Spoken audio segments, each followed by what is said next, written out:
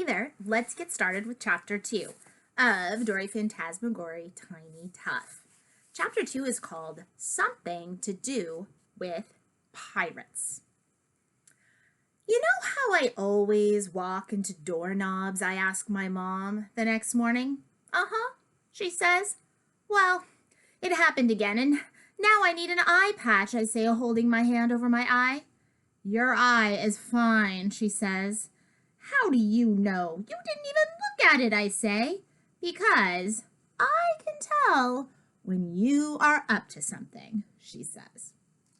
Why do you think Dory is asking for an eye patch? I'm sure you know. Do you remember what she's obsessed with? Pirates.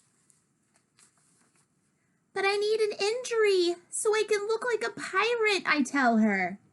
I'm sure you'll get hurt before the end of the day, she says.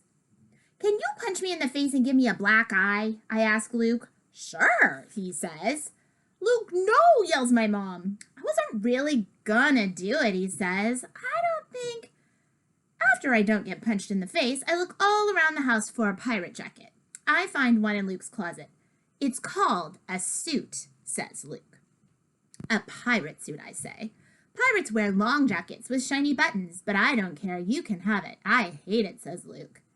I love it. And then I remember that bandana with bones on it that a dog left at our house once. So here's Dory. She's getting the jacket. She's thinking about a bandana. She's going to go find it. When I show my mom my pirate suit, she says, I guess you can wear it to school. I mean, it's kind of weird, but it does fit you perfectly. Please, please, I beg. Well, you do match for a change, and it's nice that it's actually clean. She asks my dad, Honey, what do you think? He says, Shiver me timbers. Fine, wear the suit, rascal, she says. I have time to play before breakfast, so I grab a wooden spoon and wake up Mary. Come on, let's duel. Grab a spoon, she says to Mary under the bed. But Mary says she's not in the mood to duel. But you always have to be in the mood for what I'm in the mood for, I say, and drag her out from under the bed. I want to play cards, she says. Fine, we can have a go fish duel, I say, and grab the cards. I'll deal. But trouble starts right away. First, Mary bites me because she said I was cheating. I was. Ouch! Then Mary says I peeked at her cards, and so she tried to bite me. But she bit her arm by mistake, and she thought it was my arm. Then Mary gets mad at me because she says I stole her cards when she wasn't looking. I did. This time she bites herself, yes, again, and tries to blame me for it. I grab the stolen cards and run downstairs. Luckily, breakfast is ready. I'm going to help you find the treasure today. And then Anna won't be mad at you anymore, I tell Violet. And Mary's thinking, I will bite again. It's not a treasure, says Violet. It's a bracelet made out of string. And it doesn't even matter. Stay out of my business. But I've got pirate business, I tell her. Arr! Give me toothpaste, I yell at Luke and Violet when we go to brush our teeth. You don't sound anything like a pirate, says Luke. Well then, how do I talk like a pirate, I ask him. What do pirates say anyway besides, arr? Well, you definitely asked the right people about pirates, 'cause we know, says Violet. Right, Luke? So Violet is whispering to Luke and she says, I have a great idea. Aye, aye, matey, says Luke with his mouth full of toothpaste. First of all, you have to talk in a gruff voice. Move your hands around a lot and talk really loud, says Violet. Okay, I say. So you know when pirates have to warn each other about danger, like if someone is firing a cannon at them?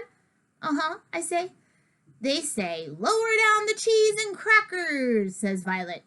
They do, I ask. Yep. And want to know what they say when they're really happy, like if they found a big treasure or something, asks Luke. What, I say. Ahoy, my big buttocks, says Luke. More, teach me more, I say.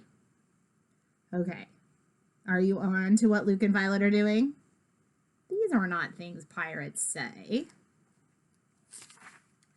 Well, they never actually say walk the plank. Someone just made that up. What they really say is spank the fishies. So Violet says, spank the fishies. And you know about the pirate dance moves, right?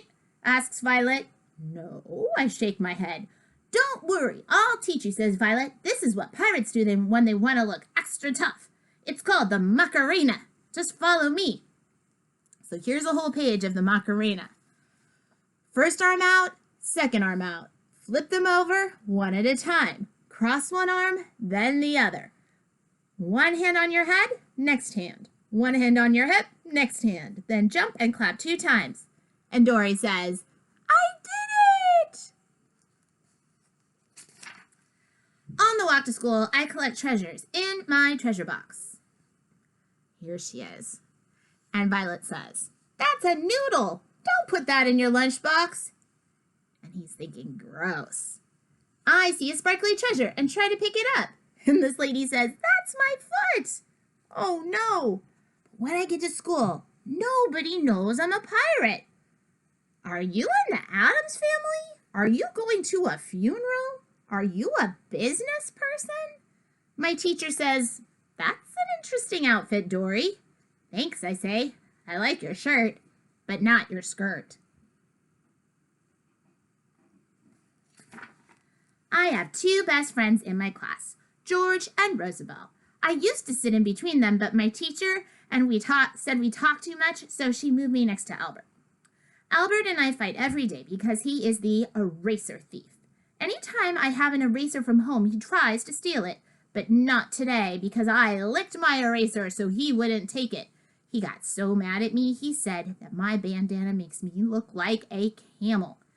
I don't even care one bit about looking like a camel. Here they are fighting. Albert always says, this is so easy about everything. I hate when he says that. This is so easy. He says that about our math problem. The answer is 12. There are infinity answers, I tell him. You're wrong, he says. Nope, I'm right, I say. So here's a picture of Dory's work. It says, Dory, how many eyes do 6 kids have? Show your work. So she's showing 1 + 1 + 3, like if it's an alien, plus another alien, plus a dog, plus another person with 1 eye. She says it's 8.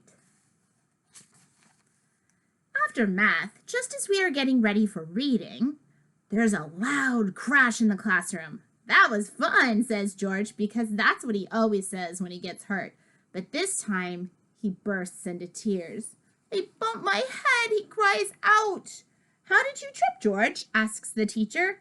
Look, his shoelaces are tied together, says Rosabelle.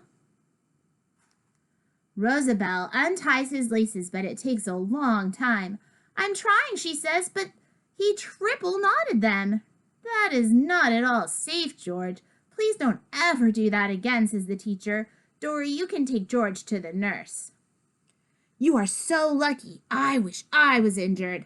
Want to know something really great? We are missing reading. Want to play pirates when you stop crying? Those are all things Dory is saying to him on the way. The nurse asks George a bunch of questions, and then she tells him to lie down. To get George to stop crying, I talk like a pirate. Ahoy, my big buttocks! She is right here. Lower down the cheese and crackers! I guess George isn't in the mood for pirates because he just looks confused and keeps crying. Spank the fishies! So I tell him all about Tubtown, the most amazing bath toy ever invented. Finally, he stops crying. He wipes his tears and says, I really, really, really want you to get Tubtown. George is the greatest friend on earth. When I feel this way, I like to tickle him. Raise your hand if you really want me to get Tubtown. When George is laughing, I notice his toes wiggling out of his socks. His sock has a hole so big, I can see 2.5 toes. It's right there. Hey, can I have that sock? Sure, I don't need it, he says, and takes it off. I smell it first. It doesn't smell too bad for a sock. Actually, it smells kind of good, like French toast. I put the sock on my arm and stick my fingers right through the hole to make a cast. Do I look like I broke my arm in a pirate fight? I ask. Yeah, he says. You look tough. How tough? Stuff it with tissues and make it thicker, says George. As I'm stuffing my cast with tissues, I hear a familiar voice at the water fountain right outside. It's Anna and Hazel, Violet's other friend. I brought my strings so we can make more friendship bracelets at recess, says Anna. I brought mine too, says Hazel. So there they are talking. I stare at the friendship bracelets on their wrists. Hazel, Anna. What if Violet finds out about the sleepover tomorrow night? Asks Hazel. Violet? They're talking about Violet. I listen harder. I'll feel really bad if she finds out, says Anna. I've never had a sleepover without her. Maybe we should invite her. No, don't worry, she won't find out, says Hazel. Want to be partners on the next class trip? Sure, says Anna. And they walk away, and I can't hear them anymore. I gotta go, I tell George. And then I run out of the nurse's office and sneak up the back stairs to the big kids' hallway. She's saying, I have to help Violet. I have to tell her about the secret sleepover. Excuse me, can I talk to Violet? I ask Violet's teacher. I live in the same house as her.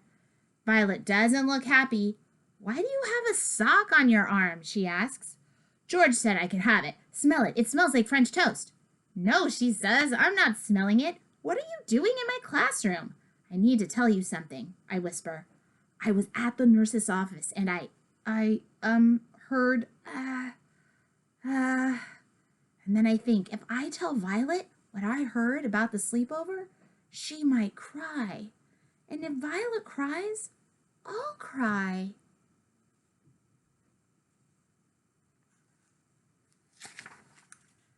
Heard what? She asks impatiently.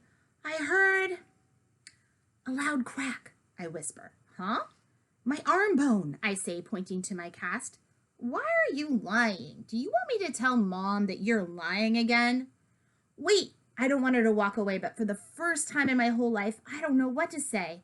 And then I say, breakfast was really good this morning, don't you think? Rascal, are those clothes making you act weirder than usual? What do you want? I need to ask you a very important question, I say. Okay, what? She says. I look down at my sneakers and ask the first question that pops into my head. You know the old lady who lives in the shoe? I ask her. The nursery rhyme? Yeah.